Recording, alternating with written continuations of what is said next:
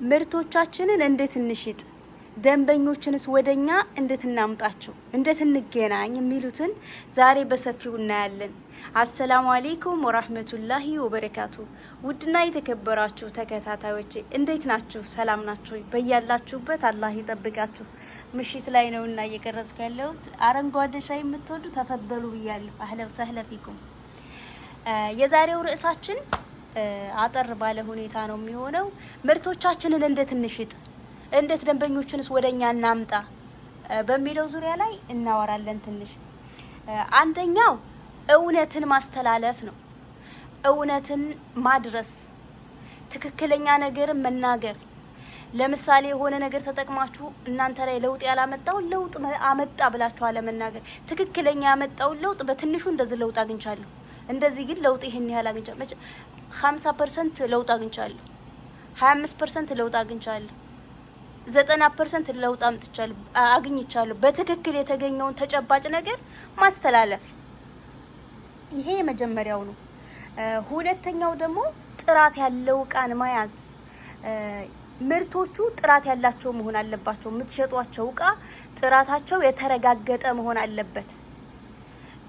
ጥራታቸው የተረጋገጠ ከሆነ እናንተ ትንሽ አንድ እርምጃ ስትራመዱ ደንበኞች ወደ እናንተ 2-3 እርምጃ ተራምደው ይመጣሉ። ምክንያቱም ጥሩ ጥራት ያለው እቃ ስትሸጡ አንደኛ የሸጣችሁላቸው ሰዎች በድጋሚ መተው ከናንተ ይወስዳሉ፣ ሁለተኛ ይገዟቸዋል። ሁለተኛ እንደገና በዙሪያቸው ላለ ሰው ራሳቸው መልካምነቱን፣ ጥሩነቱን፣ ለውጥ የሚፈጥር መሆኑን ራሳቸው ያወራሉ። በዙሪያቸው ያለ ሰውም ወደ እናንተ ይመጣል። የት ነው የሚገኘው ጥሩ እቃ፣ እንደዚህ አይነት ሙንተጅ፣ እንደዚህ አይነት ምርት ተጠቅሜ እንደዚህ አይነት ለውጥ አምጥቻለሁ ብላ ስታወራ በዙሪያዋ ያሉት የሚያውቋት ሰዎች ሁሉ ከየት ነው ያመጣሽው ብለው ይጠይቃሉ። ወደ እናንተው መተው በዙሪያው ያሉ ሰዎች ራሱ ይገዟቸዋል ማለት ነው። ስለዚህ ምርቱ የተረጋገጠ ጥራት ያለው መሆን አለበት ማለት ነው። በመቀጠል ደግሞ ተሞክሮን ራሳችሁ የወሰዳችሁት እውነትን ስታደርሱ ለሰው ለውጥ የሚፈጥር መሆኑን ራሳችሁ ላይ እዩት። ሰው አሉ፣ አለች፣ ብለዋል ከሚሉ የተሻለ ራሳችሁ ሞክራችሁ ያገኛችሁትን ለውጥ ይሄን ያህል ለውጥ አግኝቻለሁ፣ ለምሳሌ ይሄንን ምርት ተጠቅሜ ይሄንን ዘይት ተጠቅሜ ለምሳሌ 50% እንደዚህ ለውጥ አግኝቻለሁ፣ ለፀጉሬ ለማአ ይጨምራል፣ ያለሰልሳል፣ ያስረዝማል፣ ተሳቁጥ የፀጉር መዘዝን፣ መውደቅን፣ መቆራረጥን እሱን ያቆማል።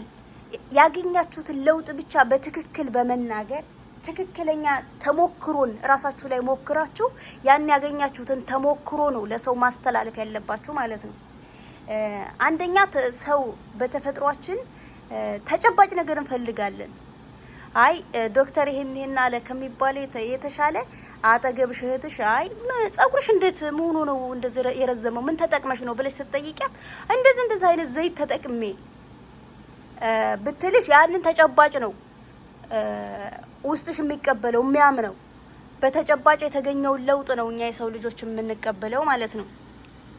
ስለዚህ መጀመሪያ ራሳችን ሞክረን በተጨባጭ ያገኘነው ለውጥ ለሰዎች ስናደርስ ራሴ ሞክሬው ይያል እና በዚህ መልኩ ቢሆን ጥሩ ነው። እንጠጣ።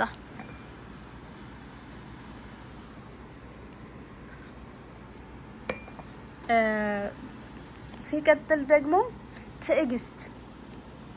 ትዕግስት አንደኛ ስራ ሲጀምር አንድ ሰው ገበያ ላይ ሲወጣ መጀመሪያ ገበያውን እንደጀመረ አካባቢ ደንበኞች ላይ በዙ ይችላሉ። በደንብ እውቅና እስከሚያገኝ ድረስ በደንብ ደንበኞች ወደ እናንተ ላይ መጡ ይችላሉ። በትዕግስት ያለማቋረጥ መስራት፣ በትዕግስት ያለማቋረጥ ፖስት ማድረግ፣ በመሰሩበት ቦታ ላይ መገኘት፣ አለመጥፋት ማለት ነው ትዕግስት ማለት ነው። እንዲሁም ደግሞ ደንበኞች መተው ባናገሯችሁ ሰዓት በቻላችሁት መልኩ በቻላችሁት ፍጥነት መልስ መስጠት። በተቻለ መጠን በፍጥነት መልስ ማግኘት አለባችሁ ደንበኞች። እንዲሁም ደግሞ አንዳንድ ደንበኞች ብዙ አውርታችኋቸው፣ ብዙ አስረድታችኋቸው፣ ብዙ ማብራሪያ ሰጥታችኋቸው ላይገዟችሁ ይችላሉ። መብታቸው ነው። እያንዳንዱ ተፍሲል እያንዳንዱ ማብራሪያ ማግኘት መብታቸው ነው። መግዛት ያለ መግዛትም መብታቸው ነው። ስለዚህ ብዙ አውርታችኋቸው ብዙ ተስፋ አድርጋችሁ ታይገዟችሁ ቢመለሱ እዚህ ጋር ትግስት አድርጎ ዋጥ ማድረግ።